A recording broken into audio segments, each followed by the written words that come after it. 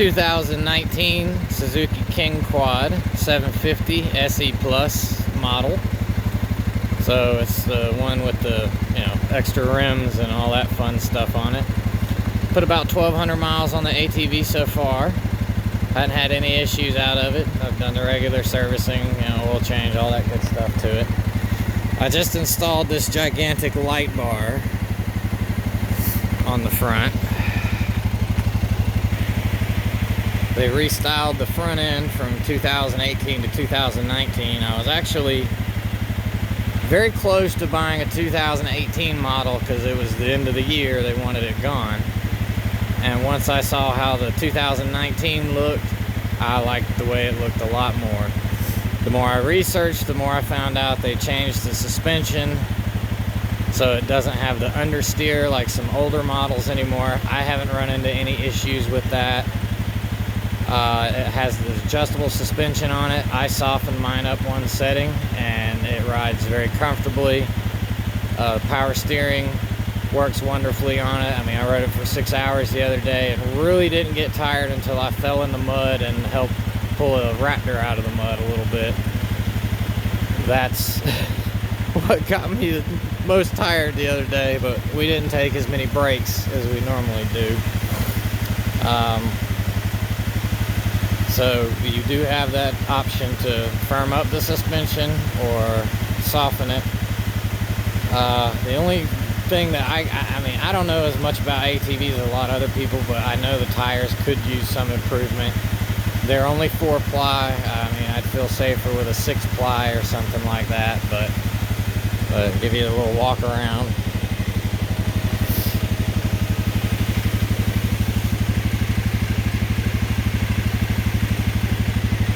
Pimped it out with Georgia stickers. Hooray, retarded me. Haha. So, towing capacity was upgraded a little bit. I've actually had to use that a couple times to, believe it or not, help get cars unstuck.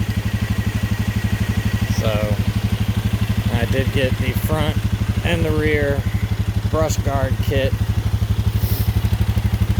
Make sure if I got to back over or go forward over any trees, I protect the machine more. I definitely like that. So a couple other interesting things that they changed on this, which helped me decide, was they put an oil jet underneath the piston to help the engine stay cool, which is something that they use on high revving car engines and things like that. Been using them for a while. So helps lubricate, makes things last longer and cool the engine better. They even upgraded the oil pump, so keeps everything all nice and lubed better. You got to think it's a single cylinder and it revs decently high. I mean, I've got it up to 64 and I let off at that point. It was becoming a little too dicey for me. Now with better tires, I might have said okay. But I'd actually put a deposit down on a 500. But there's just this tiny little spider webbing with the paint, like on the back fender back here where it's already scratched. So I actually got it cheaper than the 500 model. So, of course, I ran with it at that point. So, I don't know. Okay. I zoomed out a little, so. But they did put the pod light back on it. I did add the bag for going out. Like I said, I really like the way it looks. I was looking at Yamahas and even Hondas because I know Honda makes a reliable ATV. They just don't have any power. And I didn't want to go up to the 1000s in some brands because to me, I mean, it's a little too much power, I guess, at some point for flying through the woods for me. So that's where I base my decision off of it. But like I said, I've put 1,200 miles on it, pretty much doing the trail riding I've been doing. I do a little bit of jumping. I like to go fast in some spots when it's, okay and not when I'm going to hit a patch of mud out there. And like I said, it shits and gets. It goes where I want it to for the most part, except, really slick, muddy ruts. They'll cause a little problems for anything. But yeah, other than that, I mean, it's very easy to operate, even for someone who hadn't been riding them all his life. I mean, I've ridden them on and off over the years. I just never had an opportunity to own one, and when I did, I said, hell yeah, I'm buying a new one. So, and you know, I looked at pretty much every brand, and I narrowed it down to Yamaha, Honda, Suzuki with reliability. Even though I did like the brute forces, but I really think I did good on this one. Everyone that's been on it always comments about how soft the suspension ride is, how cushy. The guy at the service department actually was like, wow, this is like riding a Cadillac. And I'm like, you betcha, it's comfy.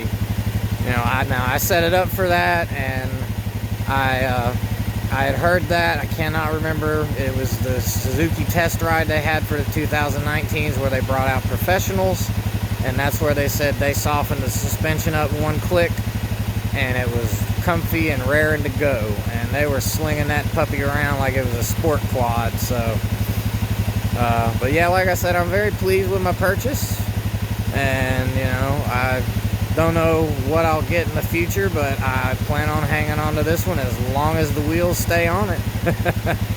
So there's a little review. I guess somebody asked for one, so this is what it looks like off with the light bar and all installed. And oh wait, hang on, let's do the optical illusion here. Oh snap, boom. Yeah, we put rock lights on it when we did the other one, so didn't have to drill any holes. Actually, you can use angle iron, drill a hole through the angle iron, and take the bolt off for the rack, and you can use a longer bolt possibly. I cannot remember what exactly we did there, but it attaches without having to drill any holes in the machine, which I really like. See, no holes, but light. You can kind of see down in here a little bit. Lights it up a little for us here. Yeah, look at that back end go.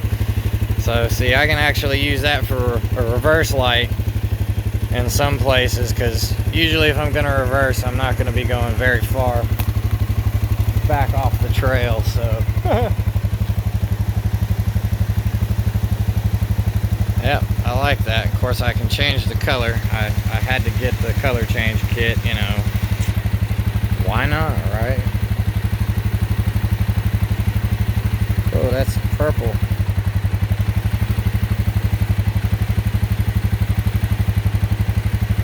Oh boy, that blue's rocking. I do like the blue.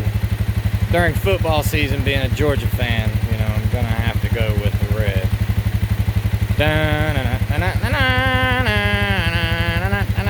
I'm retarded.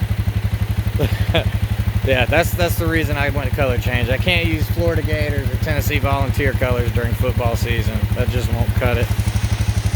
All right, let's turn the lights on here and see how she looks. Now that's a little darker. That's your regular headlight. Oh, shablamo. She lights up pretty good. I still want to put a longer one down there at the bottom. I got that little itty bitty one kind of acting like a flood. Well, it is a floodlight, but I got it pointed down more so I can illuminate the trail in front of me better. Actually, wow, I could probably point that down even further. Left the mount. Oops. Alright, I'm going to take care of this mount and then hit the trail. Post up another video of the light bar test.